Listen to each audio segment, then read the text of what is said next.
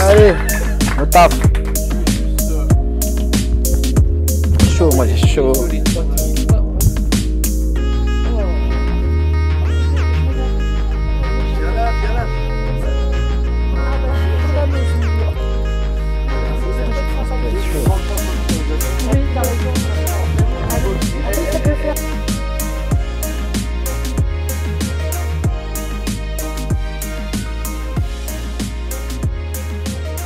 Alors maintenant, écoute, Mickaël, tu vas me dire comment est venue ta passion pour la boxe.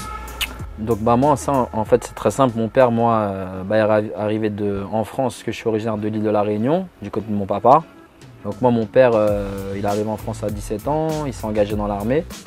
Donc c'était un commando para pratiquement pendant 7 ans. Puis ensuite il s'est dirigé vers une carrière sur le mine de Rungis pour pouvoir élever sa famille.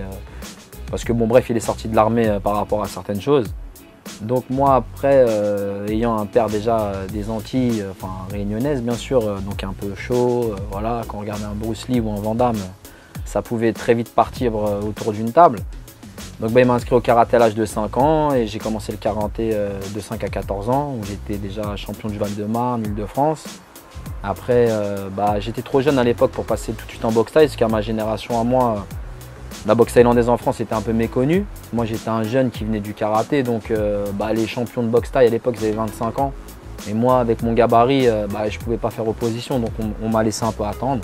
J'ai fait une petite année de foot en palliation et derrière je suis retourné au karaté. Là où j'étais champion de France, ils m'ont mis au karaté au contact, donc karaté au KO.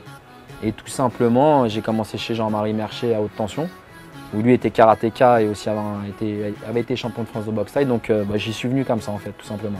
Et puis, bien comme chaque invité, c'est aussi ton émission, ton programme, et le premier titre que tu as choisi, c'est Pour le plaisir par Herbert Léonard. Pourquoi?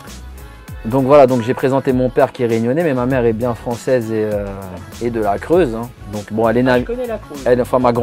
Hors antenne. D'accord, ma grand-mère vient de la Creuse, mais ma mère est née à l'île des Roses. Elle est des Juifs, elle est au collège du centre aussi.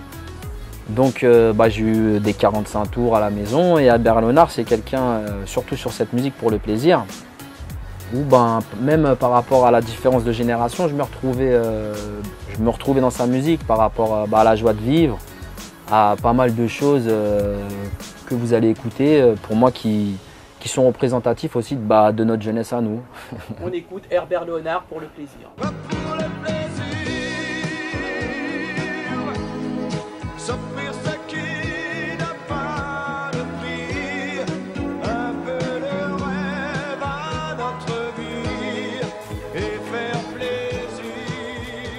Pour le plaisir par Herbert Léonard, le premier titre choisi par notre invité Mickaël Lallemand.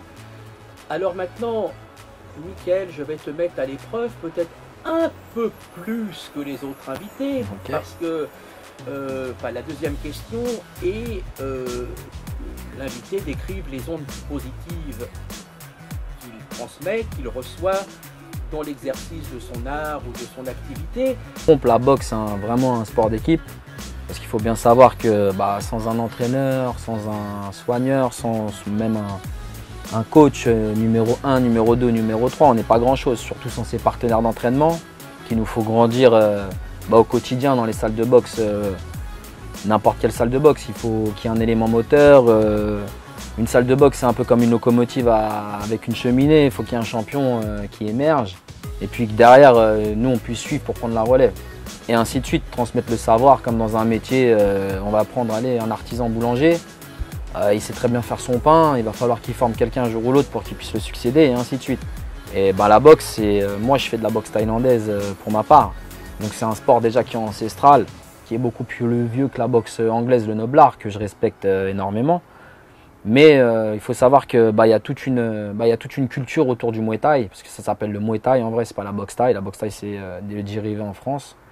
Donc le Muay Thai c'est une culture, c'est plus qu'une passion parce que ayant vécu en Thaïlande pendant 1 an et demi et ayant été 31 fois en Thaïlande, donc je parle thaï couramment. Voilà, moi j'ai été quand même invité aux anniversaires du roi, de la reine, j'étais capitaine de France 2 fois de suite pour ces événements.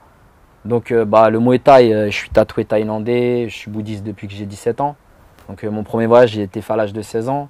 Aujourd'hui, j'en ai 35. Je connais la Thaïlande mieux que Villejuif, on va dire.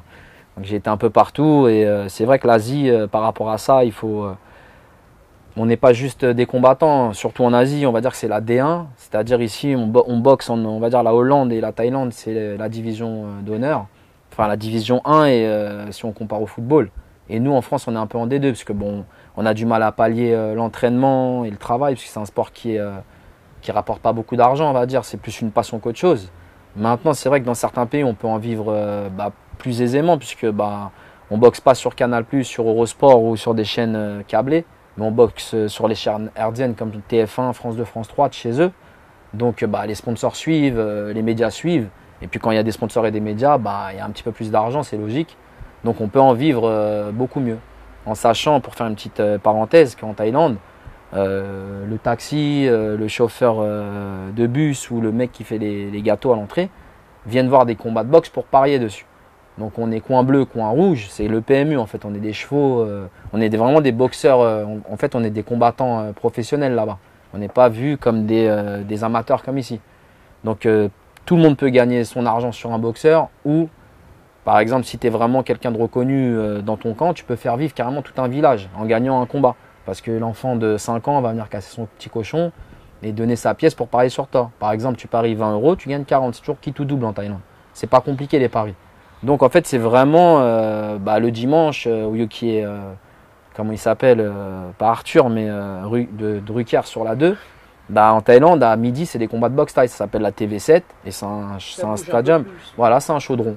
Donc c'est vraiment le sport national. On apprend la boxe à l'école, on apprend la boxe à l'armée. Donc c'est vraiment une autre culture par rapport à la nôtre. On ne peut pas dénigrer qu'en France, on a un réservoir de boxeurs extraordinaire. Moi, je suis d'une génération un petit peu en dessous de celle qui a déjà vraiment brillé. Je peux te dire un nom d'un ami à moi ici, qui est Villejuif aussi, qui est Aurélien Duhart, qui est quand même 7 fois champion du monde de kickboxing et de boxe thaïlandaise. Donc pareil, qui m'a tiré un peu à l'époque sur la mairie, sur le club de boxe. Il a vu que j'avais certaines prédispositions. Enfin, j'étais quand même doué par rapport à mon sport.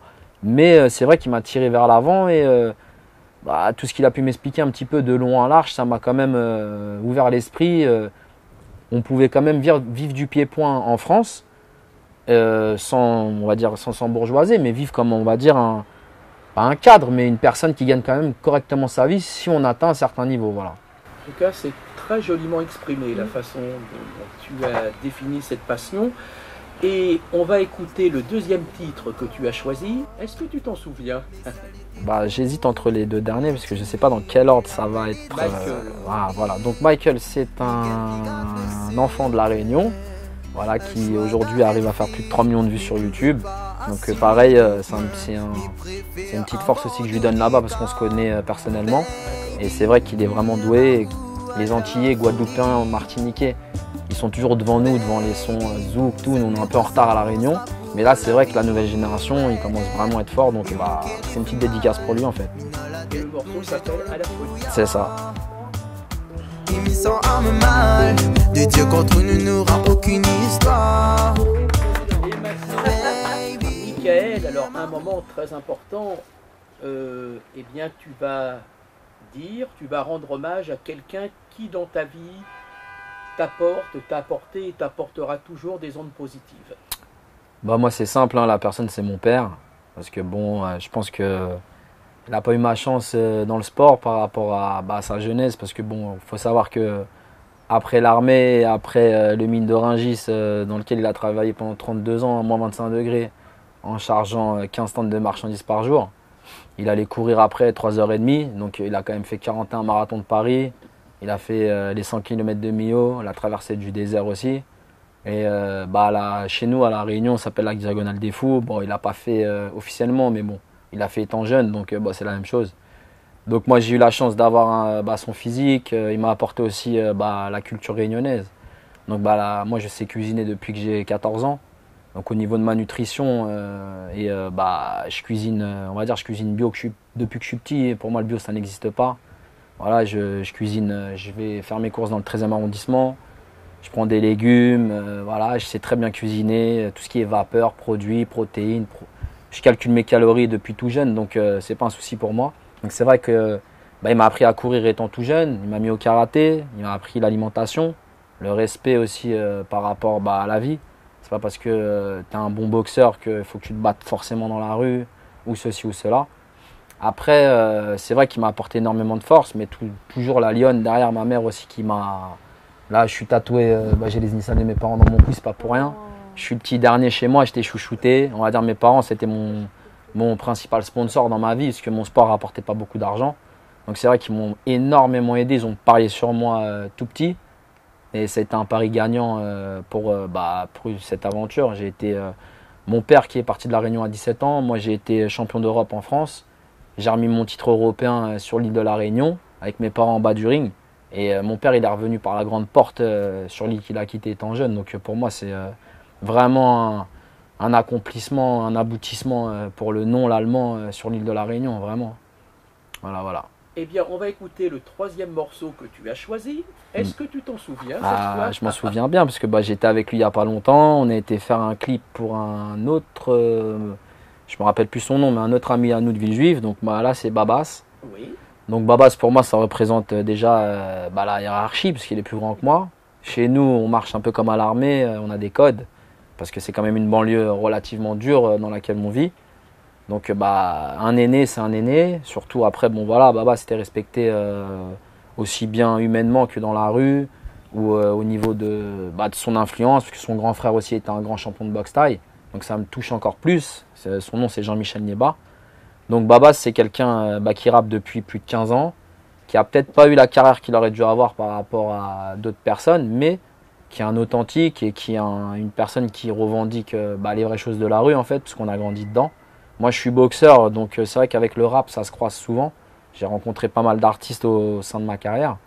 Et cette personne-là, je pense que c'est un peu comme moi. On est programmé sur du long terme, puisqu'on est des passionnés avant tout. Donc, c'est pas un souci de breaker, de revenir. On prend un peu de force, on s'inspire un peu des autres. On revient, dans notre quartier, on reprend de l'énergie positive. Et puis, on retourne sur ce qu'on sait le mieux faire. Et quel titre tu as choisi? Donc j'ai choisi Barrio. Si tu le prononces bien. C'est Barrio, c'est ça? Escobario, voilà. Donc c'est en gros une transition de Villejuif au Brésil qui fait intelligemment et c'est vrai que c'est un clip que j'aime beaucoup.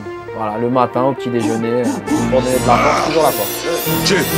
À la base je rappe même plus, cherche que la neutu, que veux-tu? Quand tu viens du bitume, chie du bitume, entre Vilgo et Rio, trop de similitudes. Bingo, genre du labo, Cassos Carbo, Escobario. Tranche la concurrence avec une corde de piano, je suis le neveu de Naz, Escobar et de Pablo.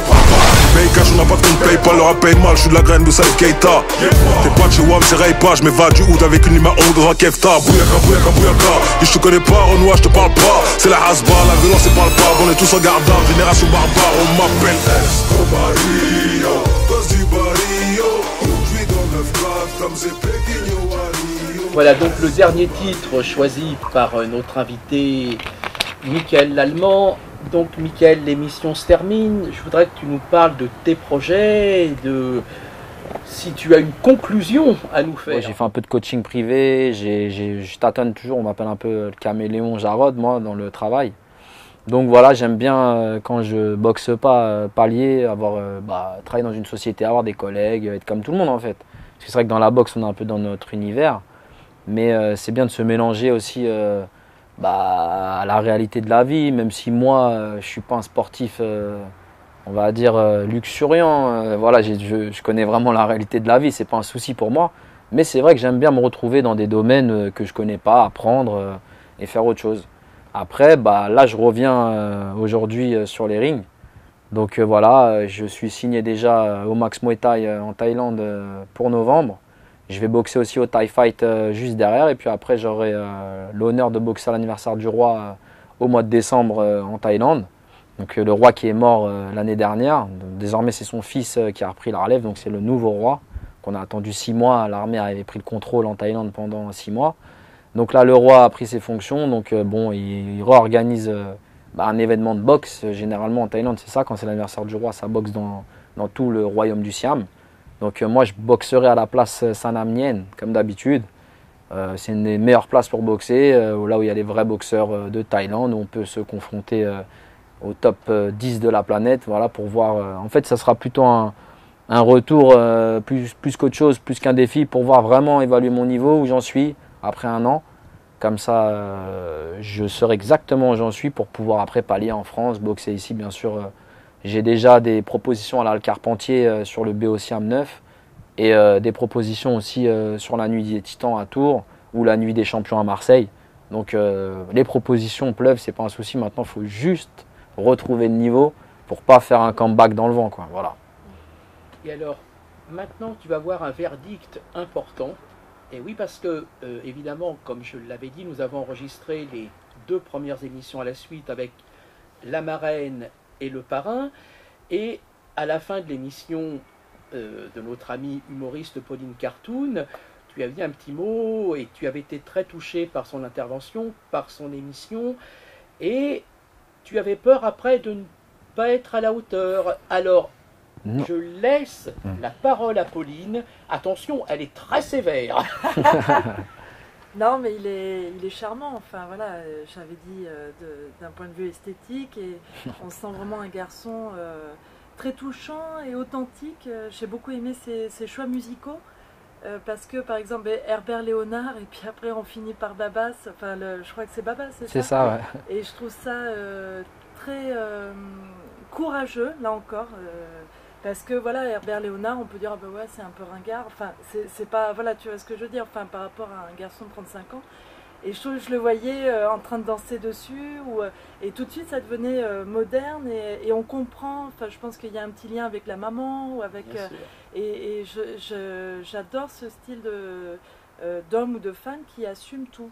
Et je crois que tu es un garçon qui assume tout, voilà, qui a une mission dans la vie, c'est combattre, mais c'est pas seulement combattre. Il y a autre chose derrière.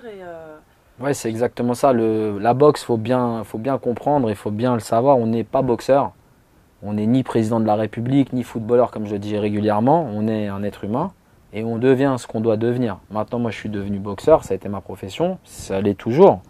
Mais c'est un travail que je prends sérieux, comme une personne qui va se lever le matin, aller à l'usine ou faire n'importe quoi d'autre. Donc ça reste une profession. Ouais. Merci Mickaël, merci à tous nos amis qui étaient dans le public, parce que nous avons eu un public sur les 2 premières émissions. Et d'ailleurs, parmi ce public, les personnes